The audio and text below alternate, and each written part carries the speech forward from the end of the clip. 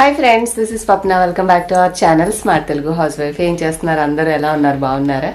So blogs చేసి చాలా రోజులు అయిపోయింది. అంటే ఇట్లా బ్లాగింగ్ చేసి ఈ వీక్ అంతా ఎందుకో కానీ ఏ రోజుకి ఆ రోజు నిజం చెప్పాలంటే ఇంట్లో పని మేనేజ్ చేసుకునేసరికి నాకు బ్లాగ్ స్టార్ట్ చేయడానికి అయితే కుదరట్లేదు. అండ్ ఏమైనా రెసిపీస్ అయినా కూడా చూపిద్దాము అంటే కార్తీక మాసం కదా, మనం ఏం నాన్ వెజ్ ఏమి ట్రై చేయము. ప్లస్ వెజ్లో కూడా చాలా రిపీటెడ్ రెసిపీసే ఉంటాయి అన్నమాట నావి. సరే అని చెప్పేసి చూపించిన రెసిపీలో చూపించి బోర్ కొట్టడం ఎందుకు, కొత్తగా ఏమైనా ట్రై చేసినప్పుడు చూపించవచ్చులే అన్నట్టుగా ఏ రోజుకి ఆ రోజు పోస్ట్ పోన్ చేసుకుంటా మొత్తానికి అయితే ఈ వీక్ చివరికి వచ్చేసింది. ఇక ఇవాళ గురువారం రోజు షూట్ చేస్తున్నాను ఈ బ్లాగ్ అయితే. సో ఏంటి సంగతులు చెప్పండి, చాలా రోజులు అయిపోయింది. కాకపోతే మరీ టచ్లో లేకుండా కాకుండా నాకు తెలిసిన మీకు ఉపయోగపడతాయి అనుకునే టిప్స్ లాంటివి నేను షార్ట్స్ లాగా అప్లోడ్ చేస్తూ ఉన్నాను అనమాట. సో మీరు మన వాట్సాప్ ఛానల్ ఉంది కదా, సో అందులో సబ్స్క్రైబ్ చేసుకోండి. వాట్సాప్ నెంబర్ ఉంటుంది. వాట్సాప్ ఛానల్ లింక్ నేను డిస్క్రిప్షన్లో ఇస్తాను. ఏదైనా వీడియో అప్లోడ్ చేసినా షార్ట్ అప్లోడ్ చేసినా నేను అందులో లింక్ పోస్ట్ చేస్తాను. కాబట్టి మీకు మామూలుగా యూట్యూబ్ నోటిఫికేషన్ అంటే కష్టం కదా, కానీ ఈ విధంగా మీరు కనుక రీచ్ అయితే నోటిఫికేషన్ మిస్ అయ్యేదే ఉండదు. మీకు కుదిరినప్పుడు మీరు ఓపెన్ చేసి చూసినా చాట్ అనేది మీకు నేను అప్లోడ్ చేసినవన్నీ తెలుస్తాయి. కాబట్టి అది కొంచెం బెనిఫిట్ అనిపిస్తుంది. సో మన వీడియోస్ని మిస్ అవ్వద్దు అని అనుకున్న వాళ్ళు ఖచ్చితంగా వాట్సాప్ లింక్లో జాయిన్ అవ్వండి. నేను description and pin already lunch అయితే రైస్ అయితే ప్రిపేర్ చేశాను. మొన్న రీసెంట్గా తీసుకున్న పొన్నగంట ఆకు ఉంటే దాంతో ఫ్రై చేద్దాం అంటున్నాను. కానీ ఫ్రై అంటే మళ్ళీ కొద్దిగా అవుతుంది, మళ్ళీ సాయంత్రానికి కూడా మనకి యూజ్ అవుతుంది కదా అని చెప్పేసి పప్పు అయితే కడిగి అందులో వేసేసి ఉంచాను అనమాట. ఇంకైతే కిచెన్లోకి వచ్చేసాను. ఇప్పుడైతే ముందుగా మీకు నేను కొత్తగా తీసుకున్నటువంటి ఒక న్యూ కడాయి అయితే షేర్ చేయాలండి. ఫస్ట్ ఇది చూసిన తర్వాత మన రిమైనింగ్ బ్లాగ్ చూద్దాము. ఇది నేను ఇండస్ వ్యాలీ నుంచి తీసుకున్నాను. మంచి మేడ్ ఇన్ ఇండియా బ్రాండ్ అనమాట.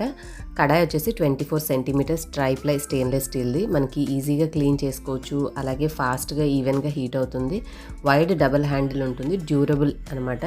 చక్కగా ఇది మనం ఇంట్లో 3 to 4 పీపుల్ ఉన్న వాళ్ళకి కూడా ఈజీగా గ్రేవీ కర్రీస్కైనా ఫ్రైస్కైనా చాలా చాలా బాగుంటుంది.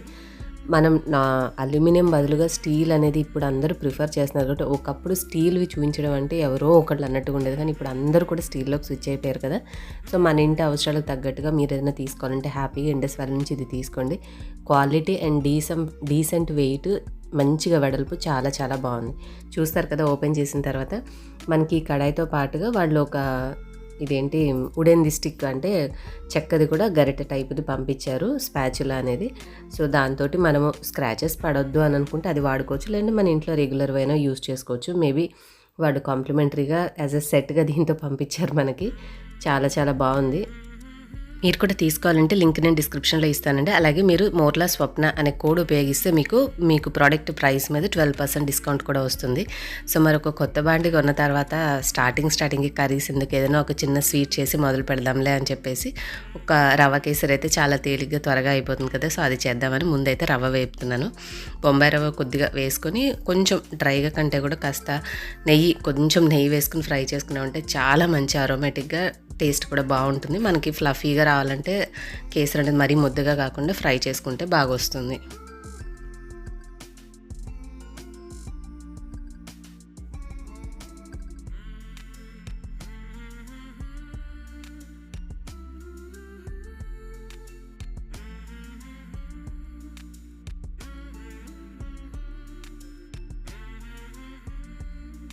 ఫ్రై చేసేసి రవ్వని నేను వేరే ప్లేట్లో పక్కన పెట్టేసిన తర్వాత అదే బండిలో మళ్ళీ కొంచెం నెయ్యి వేసుకొని కాస్త డ్రై ఫ్రూట్స్ కూడా ఫ్రై చేసుకుంటున్నాను.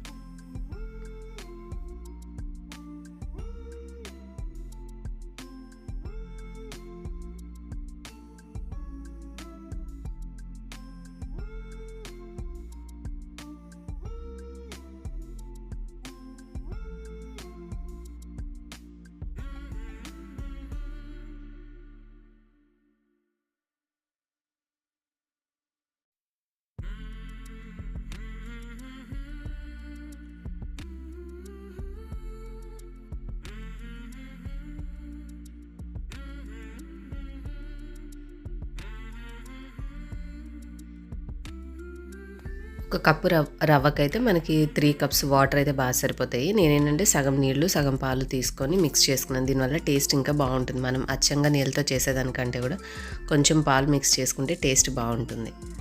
సో నేను అవి సగం ఇవి సగం తీసుకొని మొత్తం ఉడికిచ్చేసేసుకున్నాను. ఇందులో ఏంటంటే ఈ కేసరికి మనం ఎంత ఎక్కువ నెయ్యి వేస్తే కన్సిస్టెన్సీ అంత బాగుంటుంది.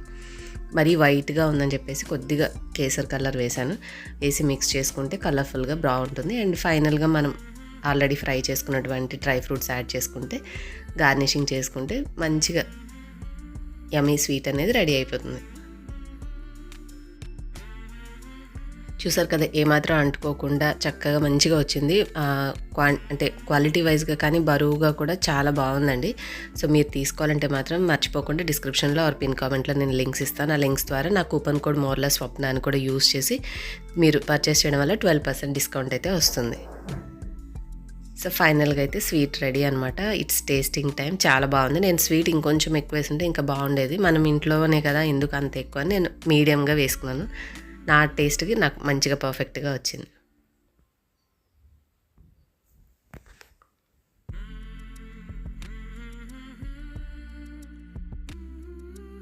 ఇంకైతే కిచెన్లో నేను చేసినటువంటి లంచ్ రొటీన్లో ఇగోండి పొన్నగంటాకు ఎప్పుడో క్లీన్ చేసి పెట్టాను కదా, మధ్య మధ్యలో కొన్ని ఆకులు మాత్రం పండిపోయినాయి, కానీ మిగతా ఆకంతా పర్లేదు, బాగానే ఉంది. ఇంకా ఎక్కువ వదిలేస్తే మొత్తానికి అన్నీ పండిపోతాయని చెప్పేసి ఇవాళైతే పప్పులో వేసేసాను.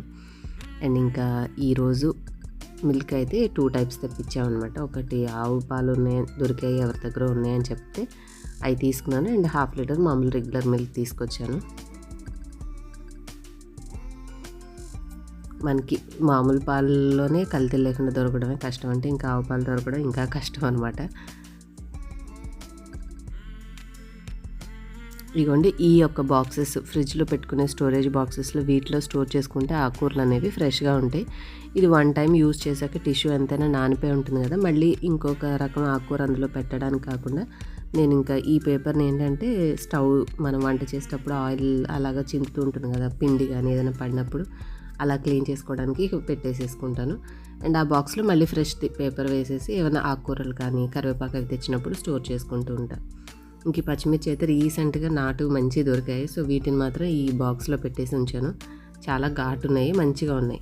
మామూలుగా పొడవుగా పెద్దగా ఉండేటటువంటి వేరియంట్ కాకుండా ఇలా షార్ట్గా ఉన్నాయి తెచ్చుకున్నాం అనుకోండి, ఘాటుగా అదే కారంగా ఉంటాయి. టేస్ట్ కూడా ఇవి చట్నీ అవి చేసినప్పుడు బాగుంటాయి రుచి.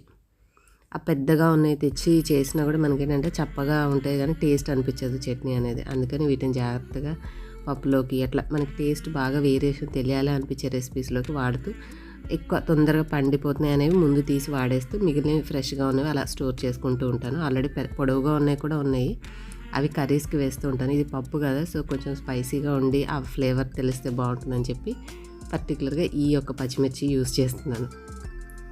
ఇంక ఇదైతే రెగ్యులర్ మామూలుగా కుక్కర్లో పెట్టేసేసి ఒక 3-4 విజిల్స్ వచ్చిన తర్వాత తాలింపు వేసేస్తే ఇది అయిపోతుంది. ఈ కుక్కర్ కూడా కొంచెం హ్యాండిల్ అంతా పాడైపోయింది. ఇంకా కొంచెం స్టీల్ కుక్వేర్ కూడా కొన్ని కుక్కర్స్ చిన్న సైజు 2 or 3 లీటర్స్వి తీసుకుందాం అనుకుంటున్నాను. చూస్తాను కొంచెం తర్వాత. ఈరోజు కడాయి తీసుకున్నాను కదా, నెక్స్ట్ టైం అట్లాగా కుక్కర్స్ తీసుకుందామని అనుకుంటున్నాను.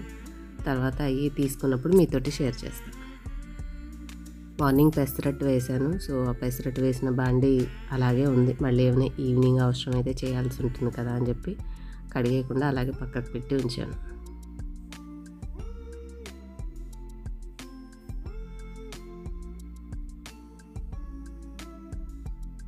ఇవ్వండి, వంటలోకి అయితే ఆల్రెడీ సొరకాయ ఉంటే సొరకాయ చట్నీ చేసేసాను. టమాటా ఏం వేయలేదు ఈసారి. ప్రతిసారి టమాటా అట్లా వేస్తూ ఉంటాను కానీ ఈసారి ప్లెయిన్గా ఓన్లీ సొరకాయ వరకే వేసి చేశాను. అండ్ నిన్నటిది పొట్లకాయ కర్రీ కూడా కొంచెం ఉంది. సో ఈ రెండుతో పాటుగా కాంబినేషన్ కొంచెం పప్పు చేసేస్తే సరిపోతుందని చెప్పేసి ఇవాళ కర్రీ బదులుగా పప్పు పెట్టేశాను.